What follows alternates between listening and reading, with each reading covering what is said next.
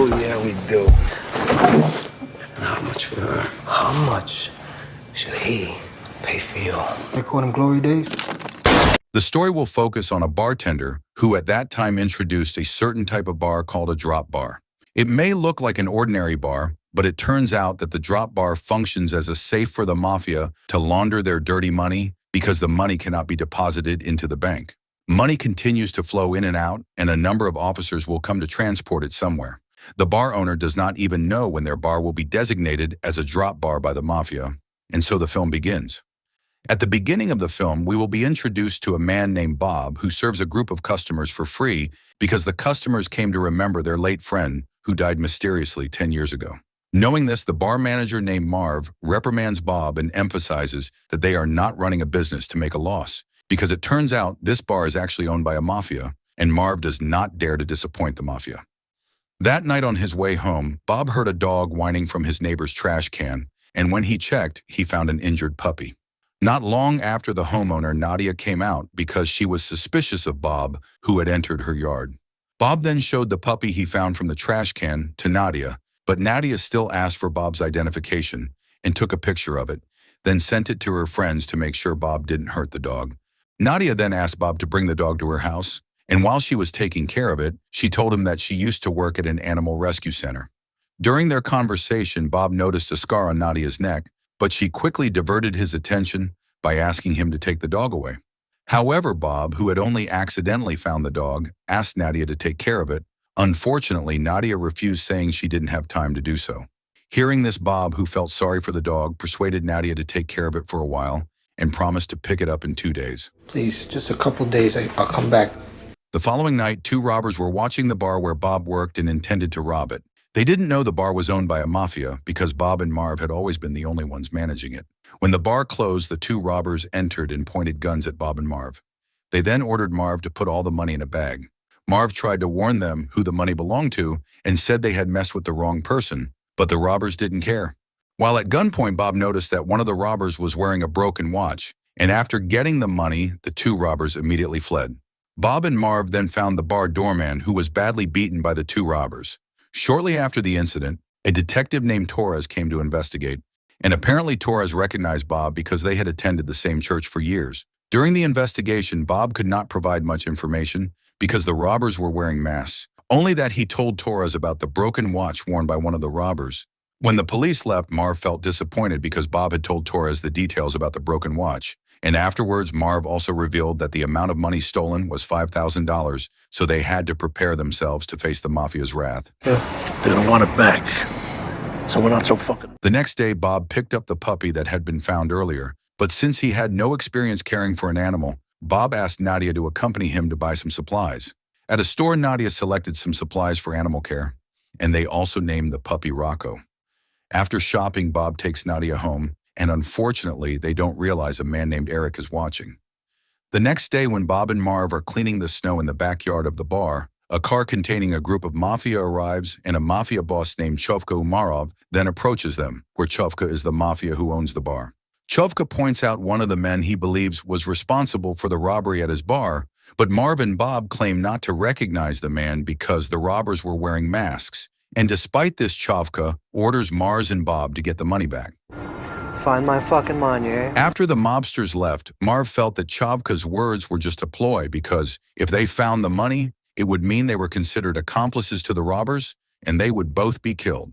Elsewhere, Detective Torres met with his colleague from the Major Crimes Division, where Torres revealed that 10 years ago, Marv's bar had been taken over by a mafia boss named Umarov, who was Chovka's father, and since then, the bar had been Umarov's front company. Torres suspects that the bar may have been deliberately robbed by Chovka to overthrow his father's power, so he asks his colleague for information about Umarov. Unfortunately, his colleague says that Umarov is too influential to be touched. At night, Marv meets a man named Fitz, who turns out to be one of the previous bar robbers, and here it is finally revealed that Marv himself is the mastermind of the robbery. There, Marv reprimands Fitz, who had previously beaten the barkeeper, which forced him to call an ambulance so that the police got involved. He also asks Fitz's brother to throw away the broken watch because the police and the mafia already know about the watch. Before leaving, Marv mentions that their bar will likely soon become a drop bar for the mafia and advises Fitz to carry out the next robbery more cleanly. The next morning, Bob was playing with Rocco in the park, and Nadia, who was exercising, approached him. Nadia explained that her work hours had been reduced, so she offered to take care of Rocco to earn some extra money. Bob immediately accepted Nadia's offer and asked for her phone number to arrange a time.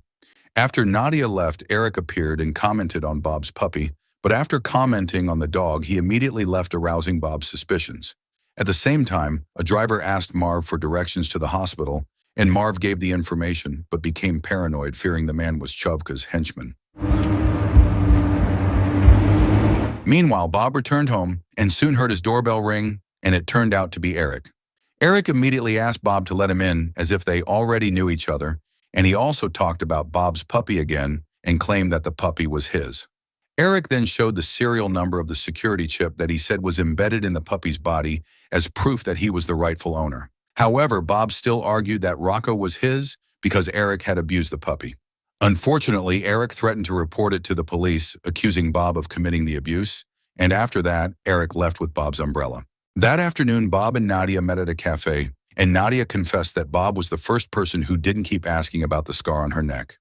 Bob argued that it was none of his business, and that Nadia would tell him when she felt comfortable or not at all. But soon, feeling comfortable with Bob, Nadia immediately revealed that she had injured her neck with a potato peeler while under the influence of drugs. Unfortunately, their conversation was interrupted when a waiter kicked them out for bringing a puppy.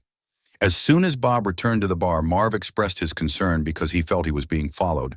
And on the other hand, Marv also thought that Bob was being watched by Eric, even though Bob explained that Eric only wanted his puppy. When they were cleaning the trash behind the bar, Bob found a plastic bag containing money covered in blood and a severed hand of a person still wearing a watch. This made them realize that the stolen money had been returned, and one of the robbers had also been killed, but they were confused about who returned the money and the reason behind it. Bob then took the severed hand and wrapped it up, while Marv, who noticed this, felt as if Bob had done it often.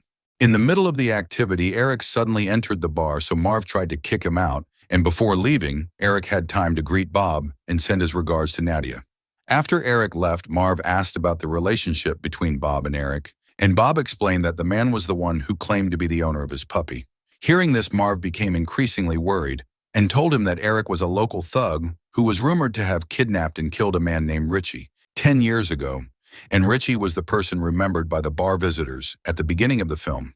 According to Marv, Eric had been to prison several times and had been treated in a mental hospital, and he asked Bob not to get involved in any problems with Eric. However, Bob did not seem to show any fear at all and decided to leave with the severed hand.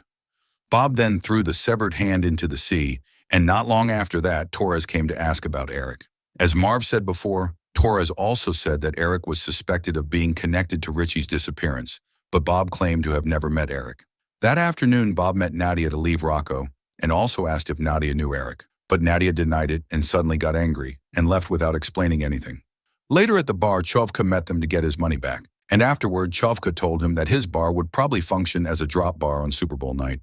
That evening, Nadia waited for Bob to arrive and apologized for her behavior that afternoon. Nadia then revealed that she and Eric had dated in the past. Eric was initially nice, but over time she realized how awful Eric was, which ultimately led to their breakup. Nadia also warned Bob that Eric was the one who killed Richie, but Bob, already aware of this, wasn't surprised in the slightest. Their conversation was quite warm, but Bob had no intention of taking advantage of the opportunity and instead walked Nadia home. He didn't even kiss her goodbye, even though he knew she wanted it. Elsewhere, Marv meets Fitz and asks him to get in the car, and Fitz, knowing that his brother died in similar circumstances, is initially suspicious and refuses to get in. However, after some persuasion and reassurance, Fitz finally agrees to get in the car. During the trip, Marv planned a robbery on Super Bowl night so they could get double the money they had returned to Chovka and also avenge his brother's death, but Fitz refused because he still wanted to stay alive. Hearing this, Marv asked Fitz to get out of the car immediately and close the open trunk, but when Fitz did so, he was suddenly killed to eliminate the witness. After running him over with the car, Marv immediately left the scene using another car that he had prepared, and yes, he did this to eliminate witnesses from his plan. Here it is implied that the perpetrator of Fitz's brother's murder is Marv. Marv deliberately cut off Fitz's brother's hand and let Bob find it so that Bob would be a witness to Chovka so as not to be suspicious. And on the other hand, Marv also wanted Bob and Fitz to think that Chovka was the perpetrator. The next day, Marv meets Eric, who is eating at a restaurant, and here Marv lies by saying that Bob is afraid of Eric. He then offers a solution that is beneficial for all parties without having to fight, namely involving Eric in a robbery on Super Bowl night, so that with the money obtained, Eric will no longer bother Bob.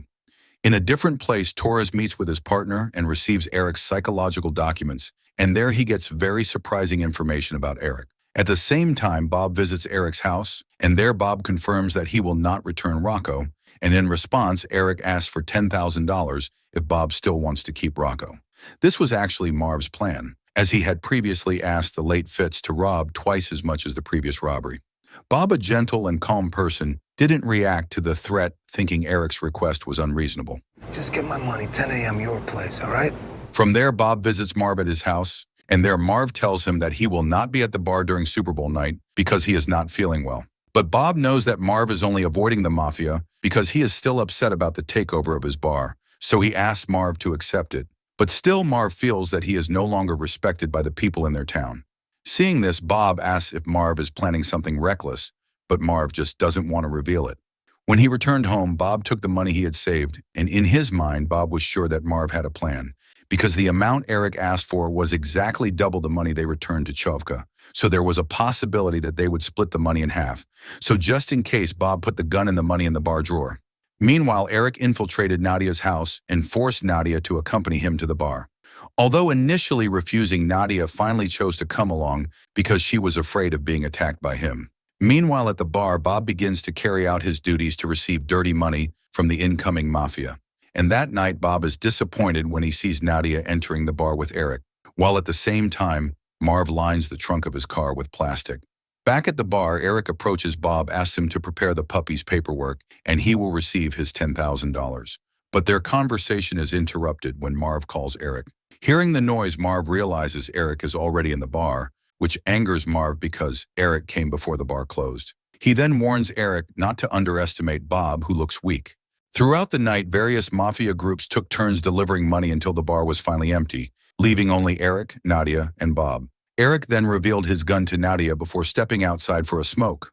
Nadia then recounted to Bob how Eric had forced her into the bar and warned him that Eric was armed. Meanwhile, Marv left the house and parked a distance from the bar to monitor the ongoing plot. Eric returned to the bar, and Bob immediately handed him the $10,000 he had prepared. Unfortunately, Bob's suspicions were wrong, as Eric was after the mafia's money, which was in the safe. Eric had even discovered that the safe would open periodically for 90 seconds without making a sound, so he demanded that Bob hand over all the money.